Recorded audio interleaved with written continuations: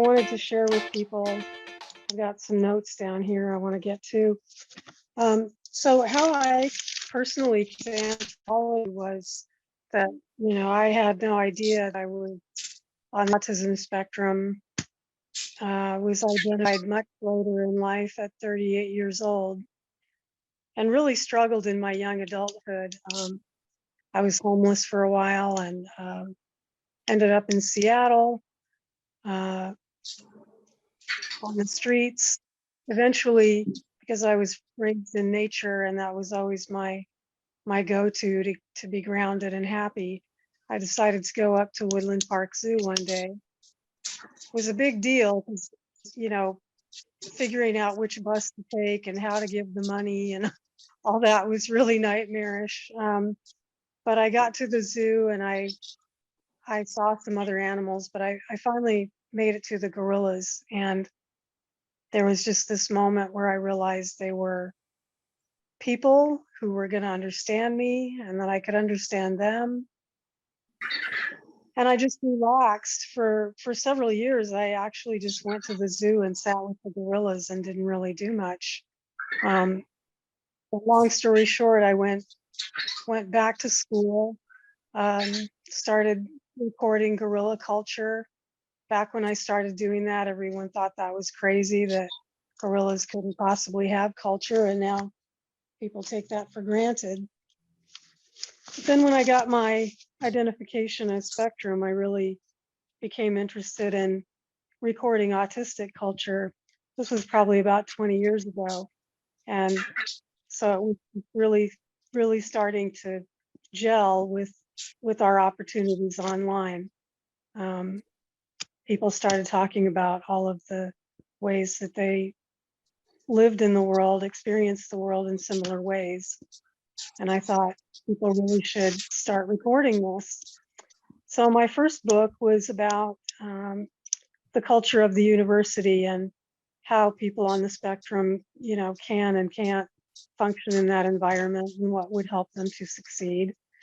And that was really the first ethnography project that I did for autism. People have asked about this project. Why am I doing it? What is it for? I think an ethnography is really, as a recording of a people's common way of being, is really important just in its own right, just to validate people's experience, to encourage them to create cultural products like art and writing, any kind of self-expression, and to save that for its own sake. Ideally, we are able to lift our voices and show the culture at large that our way of being is actually really important and very vital, and our points of view are unique and really good for some of the problems that the culture at large faces about, the state of the environment and social injustice and so forth. So what I really want to do is, in the outline, we'll go over this in a minute, but in the outline each week we have different facets of culture that I want people to learn about. We'll discuss it a bit. And then I'd like for people to break apart for, say, half an hour or so and really respond to how they feel about those topics, what their experiences are, what their viewpoints are. You can write, you can paint, you can sculpt, you could compose music or do a mathematical formula to express yourself, any of those things. And then we'll come back together after some parallel creative time, and whoever wants to can share.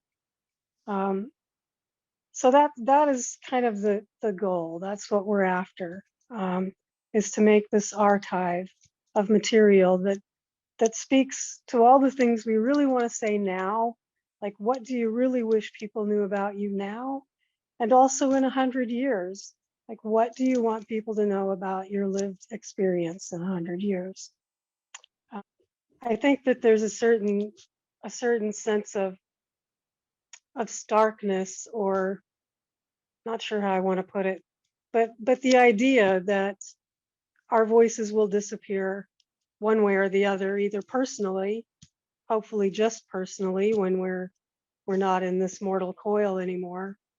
And the idea that eventually people will disappear altogether, I suppose, lends a certain starkness of importance for people sharing how they feel. So yes, let's be optimistic and also think about what do we want to leave behind, whether it's our personal death or loss of culture or whatever. Maybe that will inspire us to really open up and share our experiences. That would be great. Morgan, if you could split screen the outline, we can go through that a little bit. So can you just scroll down to the ways that people can participate?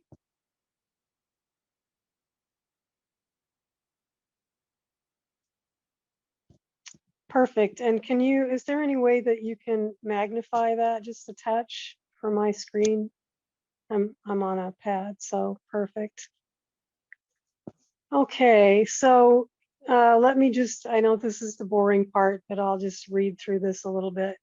The modules of the Ethnography Project are intended to be facilitated by a spectrum guide. While those not identifying a spectrum are welcome, even encouraged to act as part of the support team in facilitating the ethnography, the participating group of spectrum people should be central. Spectrum and non-spectrum facilitators should participate, answering the weekly questions and sharing self-expressions. When we did this last time, it was so much fun and also really touching to hear Morgan and Alexa and Roger share their experiences. That helped us build a lot of webs of understanding, I feel. So I'd love to continue that tradition. Okay, if you could scroll down a little bit. So for language lovers, all of the outline readings, the spotlights on spectrum culture makers, and questions can be enjoyed and responded to. Those people needing a less like wordy experience if you're not really visual, you can just look at the questions in red and respond to them. There'll be highlighted questions in every section that people can respond to. And then of course, we're going to record these sessions, and however you participate in the recording will be captured for posterity as well. So as we already discussed, everyone who participates can choose what kind of medium they want to use to express themselves each week. When we we'll either have, as the outline shows, we'll either have a speaker or we'll read through some other really inspiring person that I've included in the outline to give us some food for thought as we create. So everyone participates in whatever, with using whatever medium they like: writing, painting, drawing, singing, composing, dancing, audio recording, math formulae, anything you want to do that shares how you feel about the week's topic. Okay, let's scroll down a little bit. We've already talked about the structure, so you can keep going. Okay, so week one, we're doing a few introductions. I'm going to give everybody a chance to talk about why they're here. And then I wanted to talk a little bit about Tito's writings, if we can get to that.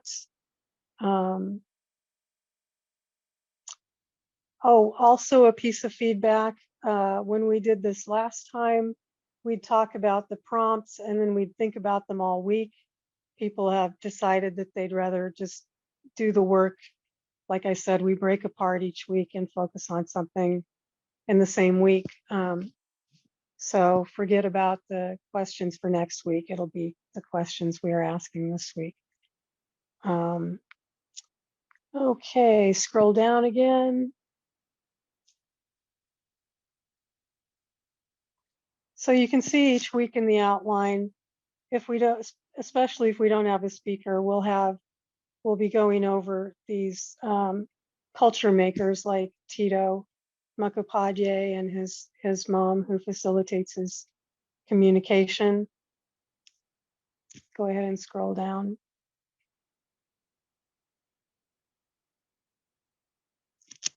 So we would do a reading or listen to our speaker. Keep scrolling. Keep going. And then I've also in the outline included just pictures where people, if they want to just respond to the pictures, if they're not, if they have trouble with verbal processing, they can just look at the pictures and respond however they like. So it may be a little confusing, but I've tried to be sensitive so that everyone can be included, no matter what their sensory array is like. Great, okay, you can close that split screen, Morgan. Great, so if it's all right, I'd like to go through and ask everybody what they think of the project, why they're here, what they would really like to get out of it. And if I call on you and you don't want to say anything, just don't worry about it. So Bridget, can we hear from you? Sure. I'm here in part. I'm familiar with your work, actually. I read your book when I was in high school, and it helped shape a lot as someone who also gets stuff through observing social interactions. And I'm also a very creative person. I'm a professional circus performer and a professional mermaid. So I was really interested in how to, in the many layers that it looks like we're going to be talking about, and viewing it from different perspectives, and the intersectionality was some of the stuff that popped up into my brain a lot too, because I've also been part of the community for most of my life, going back to like the old like GeoCities in Yahoo forums. So I like the idea too of recording history before there's not enough people who remember some of the origin stories. That's great. Yes, I feel exactly the same way. Thank you. Jean, did you Okay, want to say something? we just got. Yeah, hi. It's my first time here. Just wanted to see what this is about. I mean, I'm in tech. I'm not really what you would call classically creative. I'm good at taking pieces and modifying and putting them together, but it's not, I don't know if you would consider that art. But I'm interested in our culture, so just wanted to see what, how our community is represented. Great. I think what you do is very creative. I sure couldn't do it. So I look Well, forward to seeing what you come up with. I guess it depends on your definition of creativity. Most Very people think broad art, one. painting, music. With me, it's a little on a different level, but it's open to interpretation, I guess. Great. Thanks, Jean. Hi, I'm just really excited about this project because there's just so much invisibility, I guess, or ignorance. I mean, there's ignorance of people's understanding of autism beyond the stereotypical tropes, and then there's the invisibility because it's almost like we are erased as as a people because we're expected to blend in and fit in and like the ABA training that's supposed to make kids compliant and everything. It's like we're not acceptable as we are or have not been before this neurodiversity movement. And I'm really excited that the movement's taken traction in other parts of the country, but I think it's still slow here. Let's give Ian a wave, everybody. Ian gets a wave. Yay. Coming to understand this is really, I feel privileged to be involved. I've had such a long history with autism between growing up with family members as a little child with autism, and my brother and my sister, and just seeing, because of all my visits to Mansfield Training Center, how devastating having autism can be when you're, separated from your family, and it's a very, very um uh, emotional um roller coaster ride to be starting out and to have had the baggage because of seeing so much of that, and then always volunteering from the time I was a little kid in school, in all the special needs classes and teaching art lessons, and I did that in every free program that I had. So from probably third grade to with the year I graduated from high school, I was always involved in that and very, very close to all the special needs teachers, and so it's to see it finally evolving with your ethnography project has brought me so much joy and peace. I just can't thank you for creating this, because it just finally ties up, gives closure and a voice to all the people that I knew in the past that didn't have a voice, that they would have just been gone, and at least now they get to be counted. And that feels really, really good. It's the first closure I've had on some very painful memories. So thank you. It really is a pleasure to be able to do it. A lot of things coming full circle in my life to make this possible as well. So I'm glad you're here. My friend Pamela Block, I have not seen you for so long. It's so great to have you here. Do you want to say a few words about what you'd like to see happen in this project? So I'm here because Dawn invited me, and spending an hour now and then with Dawn always seems like a good idea. We met 8 years ago now in Brazil, and I know it's been so long. And I'm still involved in a lot of collaboration with Brazilian disabled and autistic people, and autistic activism in Brazil right now, and also disability anthropology and autistic anthropology have really blossomed as well. And students who are autistic, the graduate students who are doing ethnography. So I'm really interested in the methodological aspect of this. Great, wonderful. I went through the last iteration of this project, and I found it very, very fascinating myself. And I'm just excited just to go through it again and see what just methodology as well, and what surfaces, and what just what I learned, what we learned together, and what we can record for others to hear, because it's very important. History is very important, and this is just a fascinating topic, and can't wait to see where this goes.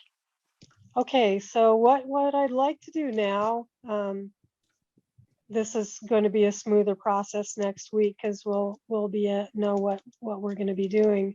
But what I'd love to do is break apart for 20 minutes, half an hour. You guys go get whatever form of media is at hand that you can express yourself. And the questions before us are, what is our culture? What is great about our culture? What's hard about it? What's important about it? Find a way to express your feelings about the importance of recording our culture, what the things have been that you've struggled with about that, or whatever you're called to do. and we'll just parallel create for, like I said, 20 minutes, half an hour, and come back and share what we've come up with. I would like for everybody to do this, if everybody's okay with that. Morgan and Roger and anybody who wants to jump in and share as well would be great. So I'll keep an eye on the time and let's just do it. Okay. Maybe I just like overthink everything, but like under the surface, it's like, do we even have a culture because of how I said how everyone's always tried to make us blend in with the dominant culture? How can there be a culture when we've been sort of, it's kind of like what happened when like the explorers came to the New World and destroyed the Native American culture that was here. You know, it's like we've been, except we didn't even, I don't know if we had a culture before that, because like you need to have groups of people together to have a culture, don't you? I mean, were autistics ever grouped together where they knew each other as autistic, or were we always the odd men out in every situation throughout history? Well, that's a great set of questions.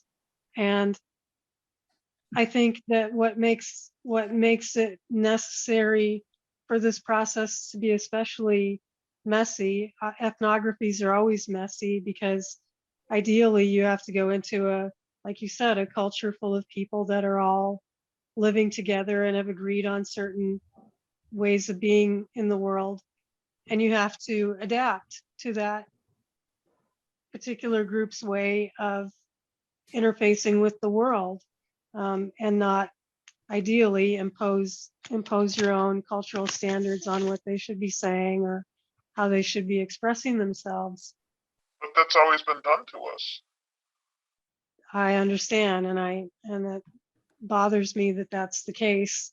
But I think what's also unique in our case is that we do have a certain way of being in the world that defies ideas of having to be in close proximity to share experiences.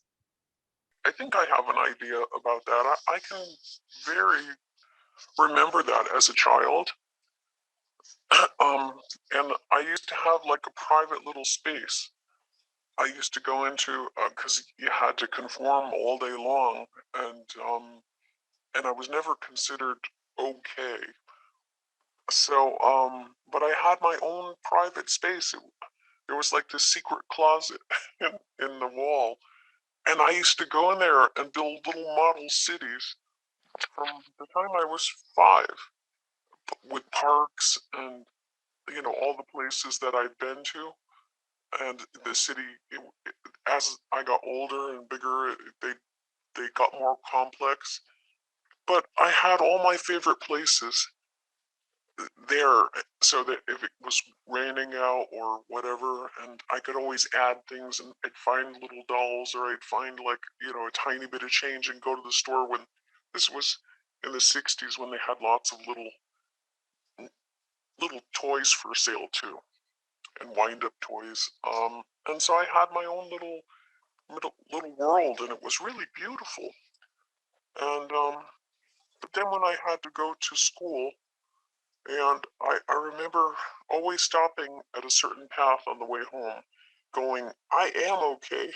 I am okay. There's nothing wrong with me. I'm a great person. But I had to do that because I just got picked on so badly all day. I didn't know why, but I got put in special ed in 3rd grade. And I got picked on mercilessly. People just tripped me all day long and pushed me into doors, and it's funny too because I know all those people now as grown-ups, and it's interesting. But we've had many conversations over the years. Do they treat you any better now?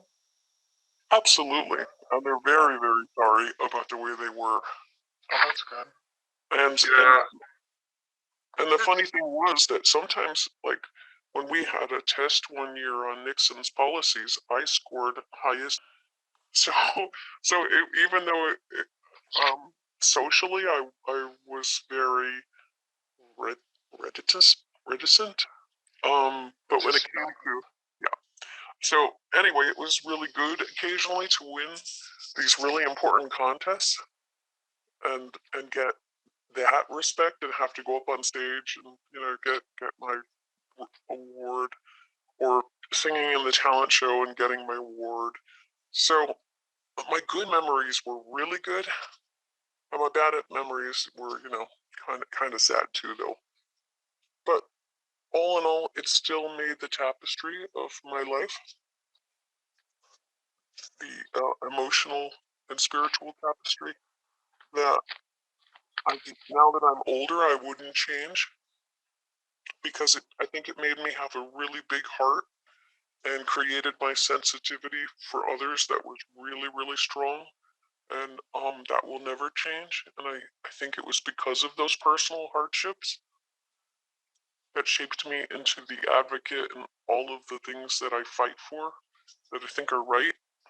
It's true, though, that, I mean, we're used to dealing with one or two situations where either we've experienced being constantly criticized about how we experience the world, and and which leads to us shutting down and not expressing ourselves, or we end up answering a lot of questionnaires that other people have devised that don't really get to the heart of our most important experiences, life experiences.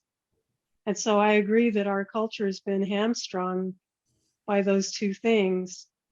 But I do think that we can find ways to generate culture, capture what we've already managed to save, like especially with the elders in the community, and of course generate new culture. And the definition of what autistic culture is will always be changing, I hope. But yeah, your point is well taken. Thank you for sharing that. And yeah, I definitely relate to some of that too. I think that my unfair experiences of injustice have spurred me on to my advocacy. But I also encounter, is burnout something that would be a part of our culture, Dawn? Absolutely. And I think that's the biggest barrier in generating and preserving our culture is, again, it's very complicated, but first of all, the burnout from feeling like you're never going to be accepted or understood. And so why even bother expressing yourself? And then of course, the level of fatigue that kind of burnout engenders makes it feel like generating or collecting culture or reaching out to other people to even just experience that culture in real time is very difficult. People who are not neurodiverse tend to not have any kind of sympathy or acceptance whatsoever. Like, they deny that this burnout's a real thing. They like to say it's something else, like laziness or whatever. It's like there's a I think colonialism might be one of the terms for it, but like the Industrial Revolution basically changed schooling and made people, it was all about production, and everybody has to have the same type of education, go through the same experience, because there was supposed to be training people to be factory workers. Well, now that's not the reality of the workforce anymore, yet our school system hasn't changed any it hasn't changed enough, to keep pace with those changes. And it's like, if you aren't producing, it's like the message is that you are worthless. You're a drain on society if you're not producing. Yes. Yeah. How's that working for people? And so it's really hard to have a burnout, and it's like you when I talk to non-autistic or non-neurodiverse people, I kind of lie about what I'm going through. But I feel like I can talk to neurodiverse people because they get it. Right. And I mean, that is an important, very important cultural foundation for us. Just being able to understand that about each other is a huge cultural block, like that we build an understanding on, and it's something that doesn't get talked about very much. So Don, can I just ask a quick question? yeah. For just more of like a structural aspect of the meetings, are we like right now we're going to share some expression or create some kind of expression of experience with autistic culture. Now, is this something that we're going to be sharing with each other at a, I guess there's only like this session I think is scheduled for until 2. So would this material be shared some other means or some other way? Right. Well, what I'd really like to do each week is to have a little time at the end where we can, share what we've done and sort of make some comments on it. And then I'm going to ask people to go directly to the Facebook page and post pictures of what they've done or add things that they didn't get around to sharing. I see. And so we can really help each other make sure that whatever we did create, if you want to share it, I don't want to pressure people, but if you want to share it, we'll either have a little time at the end, hopefully, and then we'll also have the Facebook page where we can both share and also have more cross conversations. I know we wanted to be able to have crosstalk a lot more from the feedback we got last time. And I think while people are doing artwork, I think that clearly we're going to have some interesting discussions while people are creating. I think that's great. So yeah, does that answer your question, Roger? Yeah, that's great, because I think I think the combination makes sense. Some folks, I mean, I think we're sort of limited by our use of language, meaning that, usually when someone says, let's share something or let's create something, we have these ideas in our head that, it's some kind of a drawing or, it's some kind of like an essay or a poem, but there's other ways that you can share a lot of other things, that includes, your thoughts, in the most general way, even if it is just sort of speaking what your experience is or what your thoughts are about the topic itself, and if it's something that, people feel they need more time to gather their thoughts or to organize their thoughts, then they don't feel comfortable speaking out loud, then the Facebook group, I think, is kind of a backup for that. If you have thoughts that you didn't get to share or wanted to share, or even if things come to you further down the line, there's still an outlet for you to express that. Absolutely, I think that's a great point, and I do think that this particular, this is all very experimental as we go along, and I think it's really cool. The kinds of things people were talking about as I was drawing really made me think, and I think that's going to be really meaningful, the talks that people have as we're creating. So yeah, and definitely more chances for that on the Facebook page as well. So we're about at where we would normally come back together and share. If you're still working on question. Yeah. Like I said, I'm not classically creative, so I can't really put anything on paper. I'm just wondering, is this about creative art specifically, or I could just share my environment, because that's pretty much how I express myself how I interact with the world would qualify. Yes, I actually was just looking at your little square here thinking, I mean, that's so cultural right there, how you have your your environment set up. And it's a real work of art. And I'd like So I to, guess I'll take some pictures of.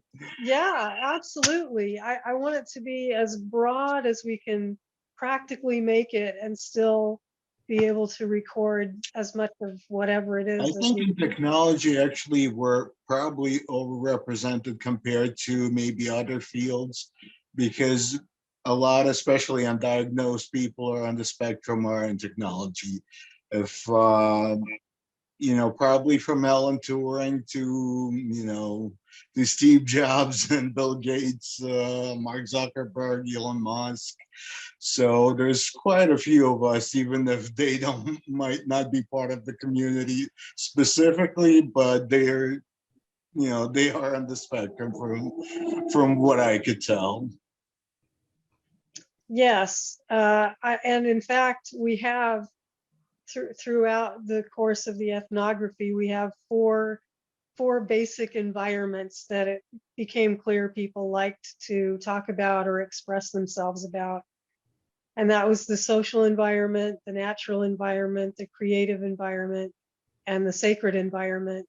And so I can't wait to get to the sort of creative environment and see what you come up with your background and everything. It's going to be really cool. So what I drew was this picture.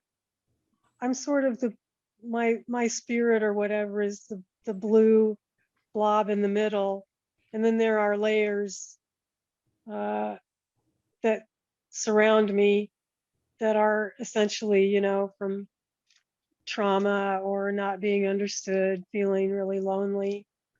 And then of course there's other represented all over here, a little other represented people on the spectrum there, or neuroexpansive or whomever. And the pink lines are wanting to connect through the ethnography. The green lines are sort of going out, not connecting with anything, and that's the organic component. I feel like you never know what we can expect or what's going to come up. And then the blue sort of lightning lines that straighten out are a representation of the healing I'd like to do as I connect with other people and feel more.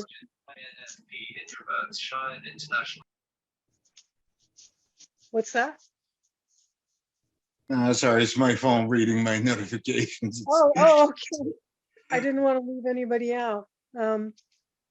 So yeah, I'll just go down the list again and see what people came up with. Morgan, are you up there ready?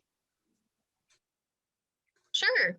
Okay, so I happen to have a magazine next to me during all of this, and one of the titles kind of stood out, and so I just developed a collage around it. And it's gonna be backwards. It says just one thing, but I put a little not in there. Not just one thing, culture. And so I pasted a little tree and a parrot, and I feel like the parrot is representative of people with autism. They also live in communities, and just I don't know, they're beautiful, they're unique, they're cool. And then along the little leaves, real hard to online. And different aspects that we talked about over the last iteration of this. So spirituality and expression, sensation, values. And so I'm adding more currently, but yeah. Cool. That's exactly the kind of thing I'm hoping for. That was really creative to use the magazine. That's excellent. Roger, did you come up with anything or were you listening?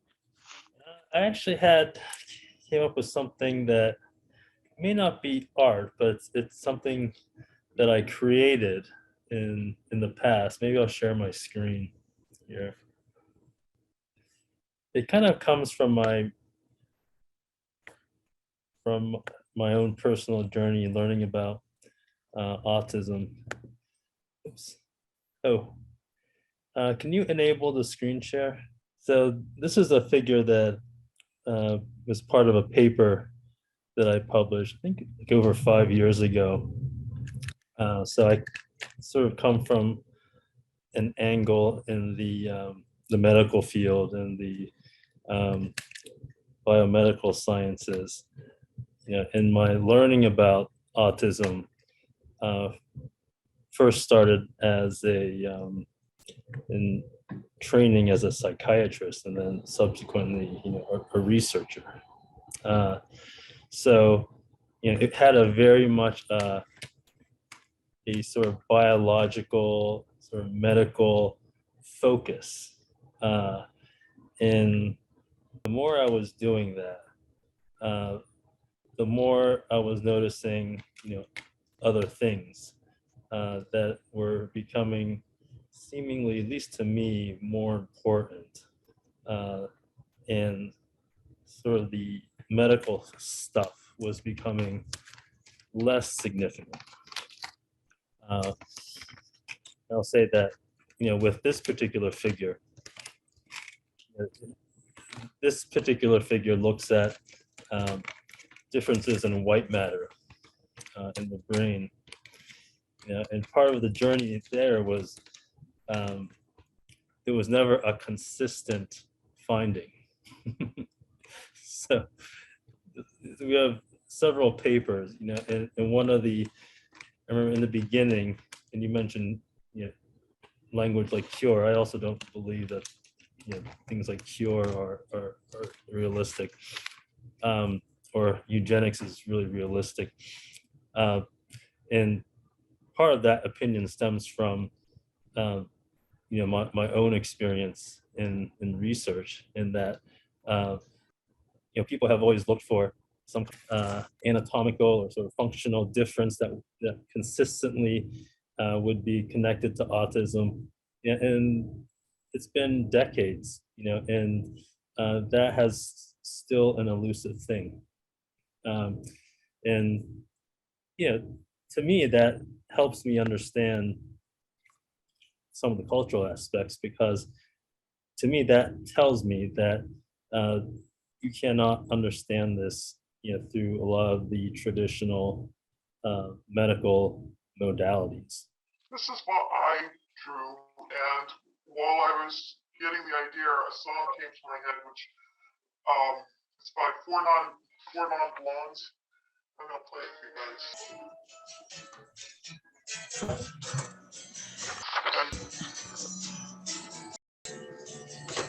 And I think this song could be the anthem for the autistic experience. I don't know if you're familiar with it, but basically here's me trying to climb up the hill or the wall, and that's like neurotypical society keeps slipping back down. On the other side is the American dream, or a piece of the pie. I'm never gonna get there.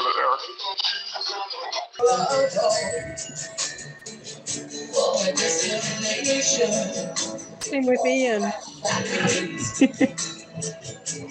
We had musical accompaniment for that. The group has a theme song now. Well, I think that's like the autistic experience anthem. As we often are wondering, hey, what's going on? Because our perception's very different too. It just was a sort of writing based creation that was discussing decolonizing autism, seeming to presume that there's one autistic body of people that are, that have a shared experience, when in fact there's actually, even though there might be some globally or more generally shared experiences, there's also a lot of different experiences, including when you're talking about disparities of wealth, of race, of gender and sexuality. And so we got to be really careful to be very specific in saying, well, but there are power disparities within the autistic community, and people's experiences of being autistic can vary a lot. So that's what I'm kind of working through and thinking about right now. That would be a perfect thing also for the Facebook page. That would generate a lot of discussion. I mean, I'd like to talk about that more, and those are a lot of really important points that are germane to the ethnography, like things that we definitely need to keep in mind. Maybe a little hard to see, but I did a drawing,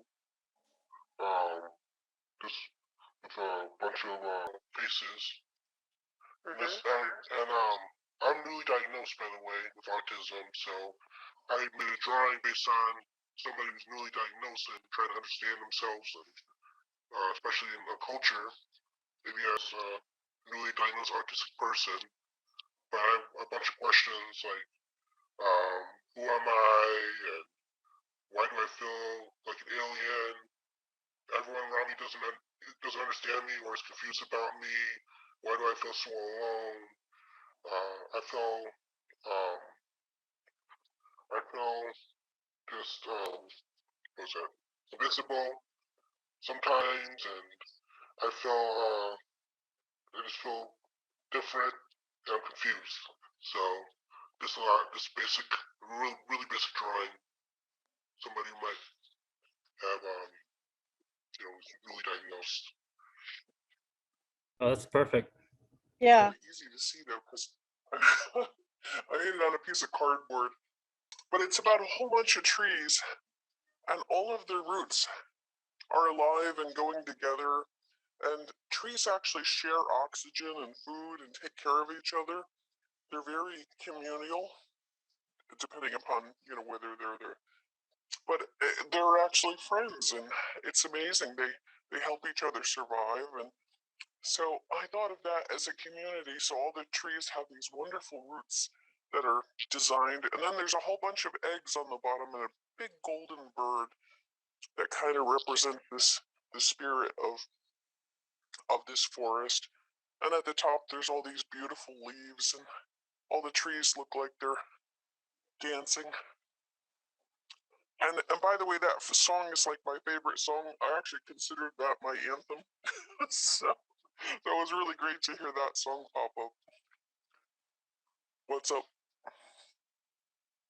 Great.